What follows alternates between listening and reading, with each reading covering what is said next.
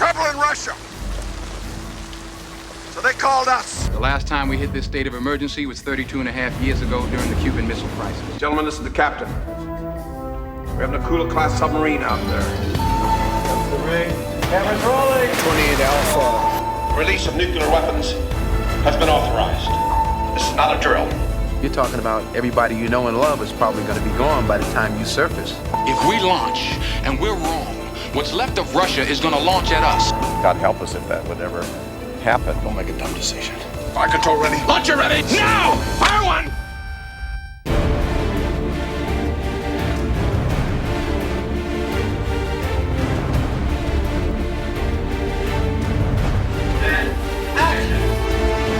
A nuclear submarine can only have one captain. But film is a collaborative art.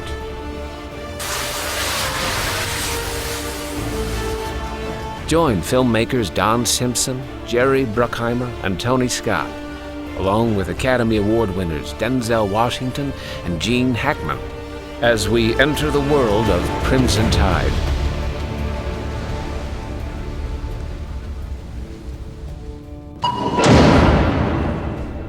What's really interesting about this picture, that the three most powerful men in the world are the president of this country, the head of Russia, and a commander of a nuclear submarine.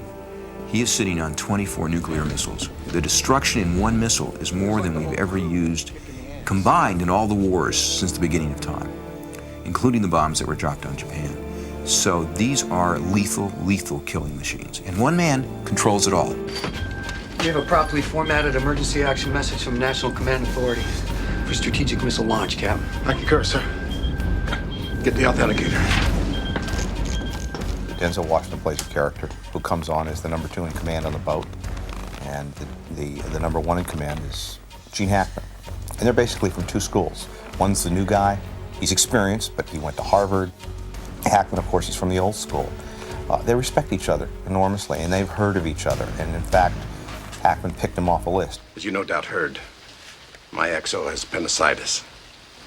I need a good man to fill his spot. Your name was at the top of the list. Well, that's good to know, sir.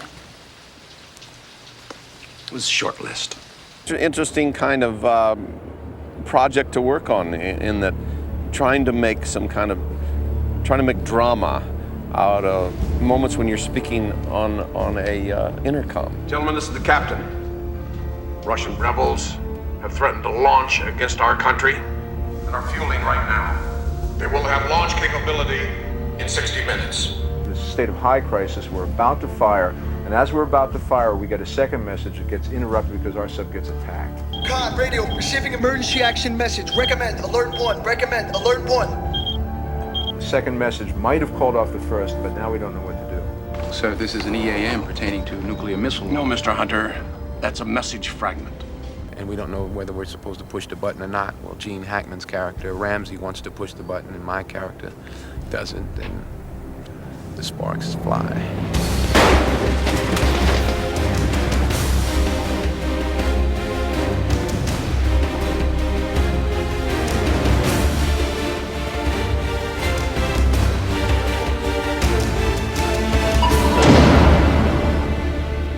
Casting a movie is like painting pictures, and that's my background. And you begin in a corner, and you put a color down, and you think of a vision of what the end product's going to be.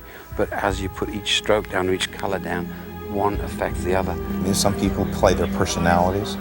Well, both Denzel and Gene are capable of playing anybody, and yet they're still Denzel and Gene. You get everything with them. There's nothing they can't do, and it shows. Okay, so maybe then where a lot of the character came for me was in the doing, finding out what it is that I do. Because there were entire scenes that were based upon what we're supposed to be doing in the sub, and you couldn't fake it, They had the real stuff there. 100 yards, 55 knots. Arm torpedoes 2 and 4. Now. Arm torpedoes 2 and 4. Now. Torpedoes up, sir. Rig ship for impact, 0 bubbles, steady course 231. Good. Rig ship for impact. Rig ship for impact. It got tough sometime, all these right full rudders and strategic and this and that and missile blah, blah, blah. Sonar, con. Give me exact range and make it 1,000 yards. It was cool, but I like that kind of stuff. Launch 4 countermeasures. Countermeasures away, sir. Rig ship for impact. Rig ship for impact. Aye, sir. What's important about the character is the fact that he was brought up in a Navy that tended not to over psychoanalyze both the personnel that he works with and the situations that he was given. His position about the new Navy is that there are gray areas that he doesn't believe in. He doesn't believe that there can be gray areas in the military. You think it was a mistake, Mr. Hunter? Sir? Using the bomb on Hiroshima and Nagasaki. Well, if I thought that, sir, I wouldn't be here. Interesting way you put that. How'd I put it, sir? Very carefully.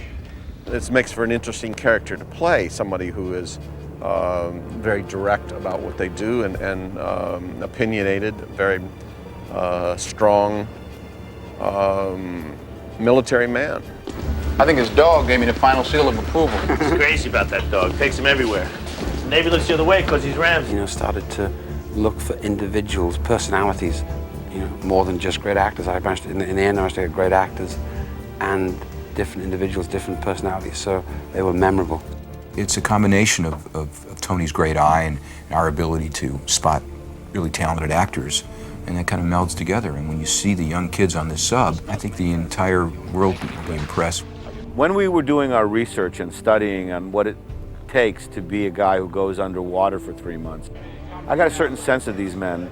It's much more family-like than I think any other branch of the service, which also allows for the schism when it does happen in the film to be very, very shattering. They're fueling our missiles! I really enjoyed the scene that leads up to this big confrontation that Gene and I have. Captain, National Military Command Center knows what sector we're in. They have satellites looking down on us to see if our birds are aloft, and if they're not, then they give our orders to somebody else. That's why we maintain more than one sub. It's what they call redundancy. I know about redundancy, Mr. Hunter. It was a wonderful build from being reasonable to being totally out of control. Cobb, arrest this man and get him out of here! Under operating procedures governing the release of nuclear weapons, we cannot launch our missiles unless both you and I agree. When you're having an argument with something, if you're good at what you do, you always have some feeling about the other person. And that works for you. That works, you know, for the audience. I say again, I order you to place the XO under arrest under charge of mutiny. When the division happens within the ship, where you have two sides that are debating whether or not to launch a nuclear attack or not, it's a matter of seconds when people choose sides. He's in command now. If they order him to launch, we'll launch. I won't blow them all to hell. But I'd rather go down myself and get this one wrong. And the official thing to do would be to fire the missiles. If you get if first order says launch and the second order says don't launch, but it doesn't have the authentication code at the bottom, if it's not complete, you ignore the second order because it could be a dummy and you launch. The character played by Denzel takes that one step further and decides for himself that that's not correct. When you're faced with death, you want to go with what you know. What we know is that the Navy says orders in hand and our captain is the man who should be in charge, so we get him out. Turn around.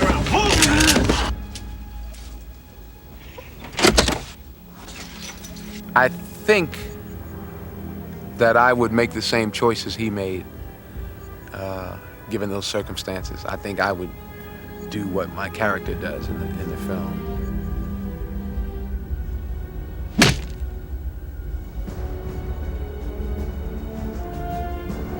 Give me the missile key, Mr. Hunter.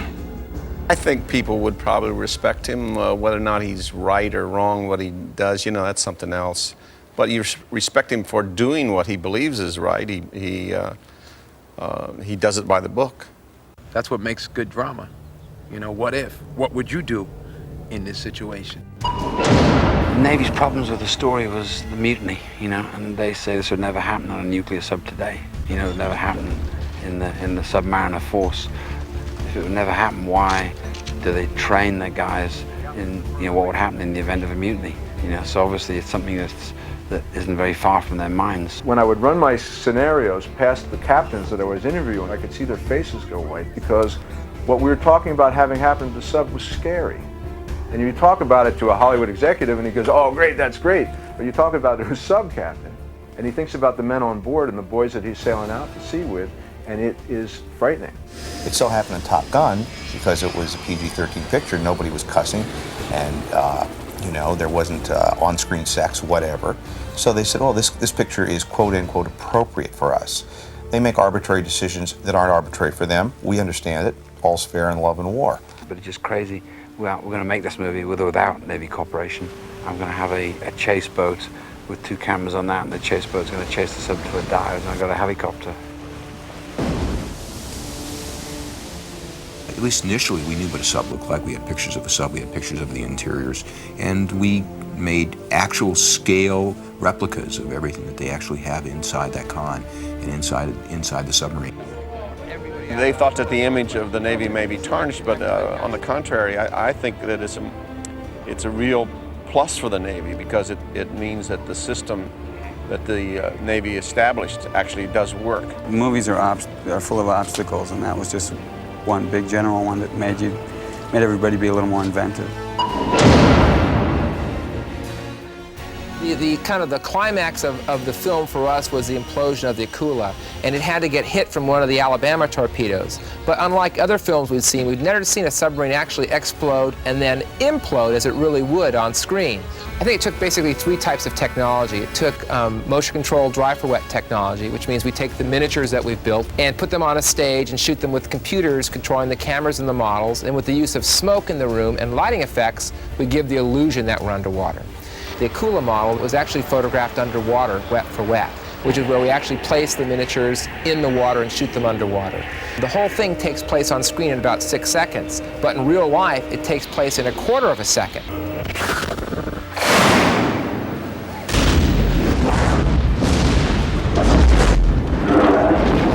Ready, and gimbal.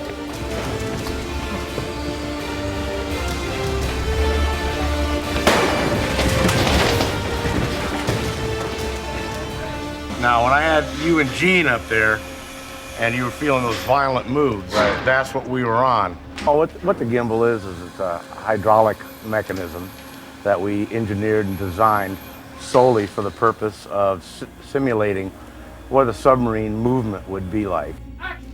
God, sonar, incoming torpedoes bearing 086! They must have got one off before they got hit, sir! Right full rudder, launch starboard countermeasures. Dive! Make your depth 1,200 feet! 20 down, now! Take a deep! Full dive on those planes! Let's go! Hang on, everybody!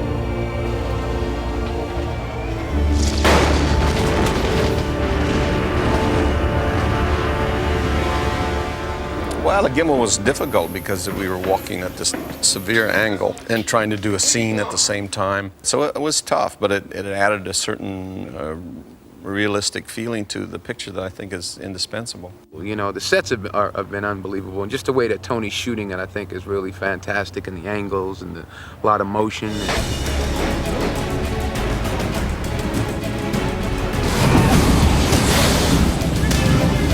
Four firemen get into the kitchen, and then they get cut off from safety by this explosion, which is this freezer door.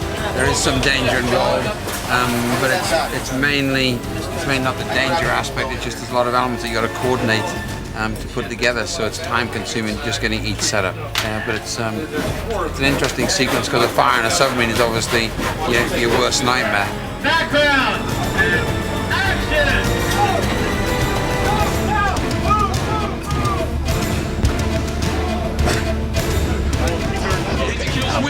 Couldn't get to it, too hot.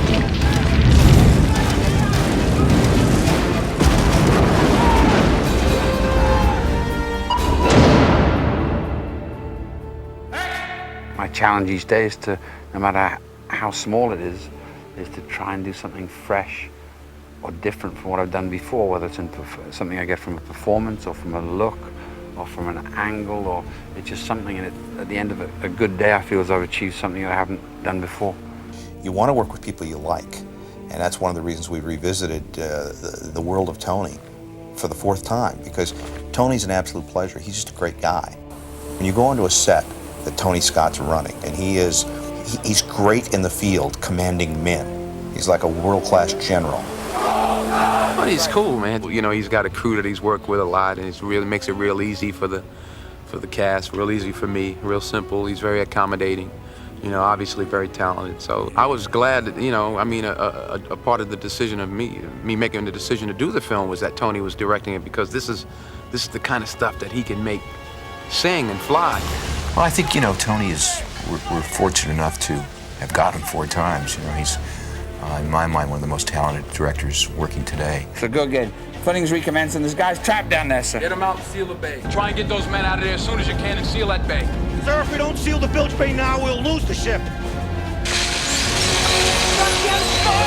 on, you gotta come! Come on, you can do it, move it! You know, I want this checkerboard of words going backwards and forwards. Now I'm going to go quiet with Denzel. And it's like the whole world's going to drop away. That's his moment of decision. Bilge bay, Khan, seal that bay. Fire, let's go! Come on, I gotta close that! Fire! Seriously, after the attack and stuff, when there's these... A common thread that runs through the films of Don Simpson and Jerry Bruckheimer is their determination to transport audiences to the worlds they create. In Crimson Tide, we plunge 2,000 feet below the surface and take a front row seat as an explosive drama plays out before our eyes. Just that little pop right there, whop, on one of those cuts would be great. Don and Jerry make films that are escapist in the best sense. They swoop you up in the drama of a situation. Ship to rudder to left full. What I'd like to do is drop somebody in an environment. We make movies we call process movies, where you become a submariner. You know exactly what Denzel Washington has to do for his day. You know how these men live on these ships. You will learn what the commands are. You will understand that every command has to be echoed.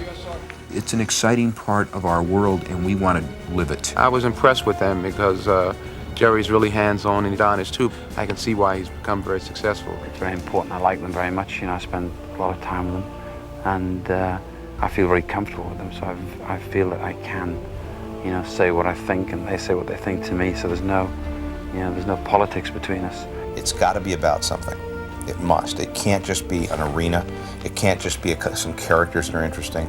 It can't be just flash action or pyrotechnics. It's got to be about something. And then it's got to be placed in an environment that Jerry and I would like to travel to or live in for a while, because we have to do it as producers. And as people who go to movies, it's something we would want to visit. Whether it's Top Gun or Days of Thunder or Beverly Hills Cop, those are all movies that we were excited about, only because we put our hand in our buttered popcorn and want to sit there and enjoy this type of picture. So we want to transport you when you see one of our movies, take you from your everyday life and take you into this world where you're lost for a couple of hours.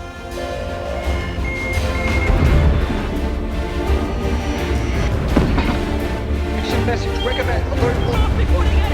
Recommend alert 1.